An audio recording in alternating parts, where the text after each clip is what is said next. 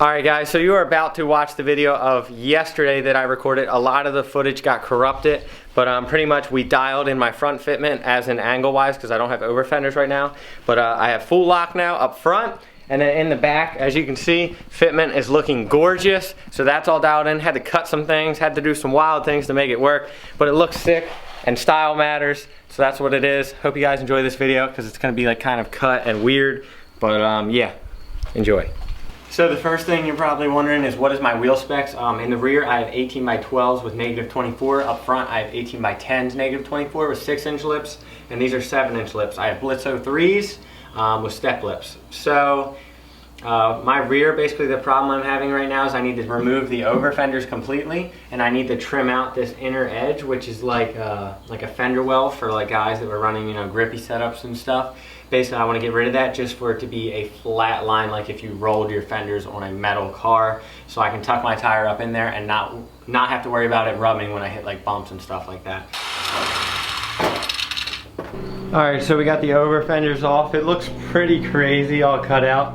If you didn't know that I had my thing cut out like that, I do. And there's a couple reasons for it. Obviously with clearance, I'm going way lower today, and as you can see, I still might hit that, so that's definitely a concern. I have super stiff suspension, but we'll see. I'm definitely gonna have to keep that in mind right there, and that. I think the first thing I would hit would be this though. I would cut that out if I had to. And basically what I'm gonna be doing with these over fenders, as you can see these inner right here, I'm basically just gonna be almost cutting that all the way on the line right here.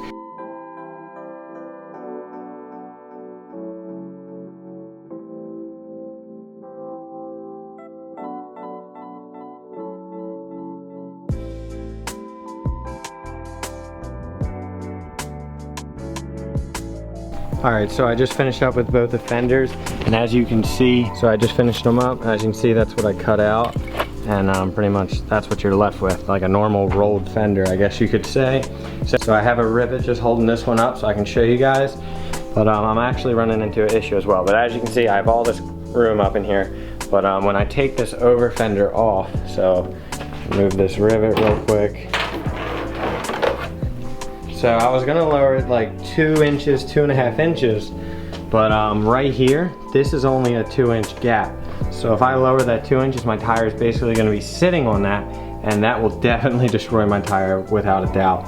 So I'm either going to have to not lower it as much, or cut this out, or what I'm actually thinking about doing, because I really do wanna go a lot lower, I'm gonna slit it and bend it up so it still has some protection from stuff flying in my car, but it's also a lot higher.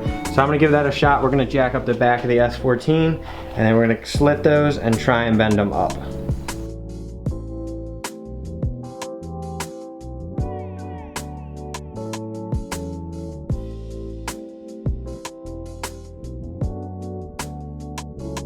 Alright, so now as you guys can see, we have about 5 inches, maybe 4 inches of clearance compared to 2 inches. So I could technically lower this car as much as I want, and I would have no issues now. It would sit on the frame before it rubbed. So I was gonna completely cut out the inner fender well, but I decided just to do slits and bend it up because I don't wanna have a passenger in this car and like rocks hitting them in the back of the head, or even hitting the back of my bride's seats. Alright, so the next step after you make all the clearance for your car, whether it be rolling fenders or cutting fenders like me, you're gonna wanna take your coilover bolt out, which I did, and then you're gonna wanna break your collar loose, which I already did. Make sure this is nice and free. It's usually good to put anti-seize on it, but these are pretty new coils, but they are pretty dusty, so I might have a little trouble. Now what we're basically gonna be doing is raising this collar from the bottom to touching like the, whatever it's called, that screws up and lowers the car. We're gonna raise it 2 inches up this, and then we're gonna take this off and then screw that all the way up 2 inches and then put it back on the car. Okay, we might have actually reached its limits on low. Yeah, so that's as low as it goes the correct way. I'm gonna leave it like that for now probably. I didn't realize that, I thought they would go lower than that. So the other way you would lower this would start being the incorrect way, and basically you would lower your collars and you would drop your spring and compress the strut, which I don't wanna do. Alright, well sadly we could only lower it down 1 inch exactly.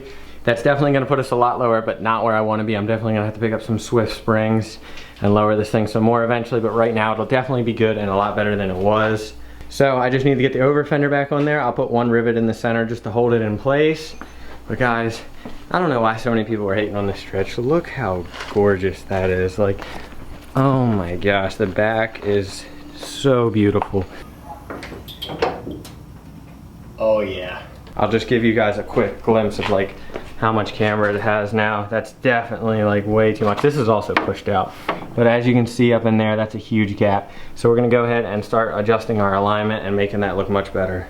All right, so after lowering this thing, I was honestly disappointed, and I'm about to pull a racer move, and I'm gonna lower these coilovers the wrong way. You guys can't even see in there really, but I'm basically gonna lower the spring down by compressing the strut. It's not good for it, don't do it. I do not suggest it, but I'm a fanboy for stance, so until I can get some Stance USA coilovers, I'm just gonna lower the springs and probably ruin these BCs after a while.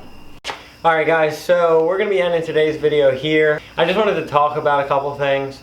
I pretty much just wanted to set a couple goals for 2018 season. I feel like goals are really important in life, and right now, this time in my life, I definitely want to look forward to things in the future. I definitely want to pursue my dreams, and there's a couple things that I've really been thinking about a lot. Number one, finishing this car, but most importantly, you know, having fun with friends, you know, building our cars together, doing cool things, and I'm really just trying to push to get these cars done, including, you know, Daquan, Zach's. You know, I'm pushing them, they're pushing me, you know, we're all just helping each other out right now, and it's definitely a stressful time trying to get this done, and it sucks, but you know, it's whatever. In a month or two when these cars are done, it's going to be sick. But I wanted to set a couple goals for the channel, for myself, and just, you know, just some goals. There's one thing that I've always wanted to do that I haven't been thinking about, actually, like this whole build at all.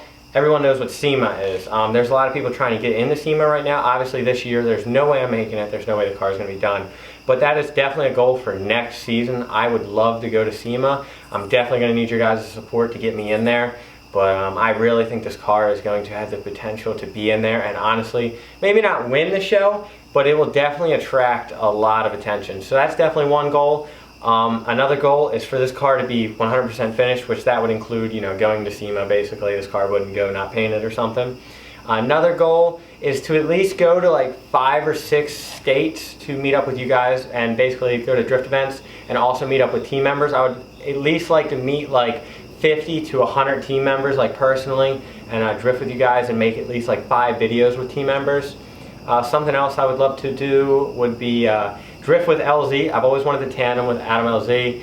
I've always wanted to drift with Jimmy Oaks. I've definitely always wanted to drift with Orion because we've already hung out and stuff, and Cam and all them. But that's definitely going to be happening soon, so look forward to that.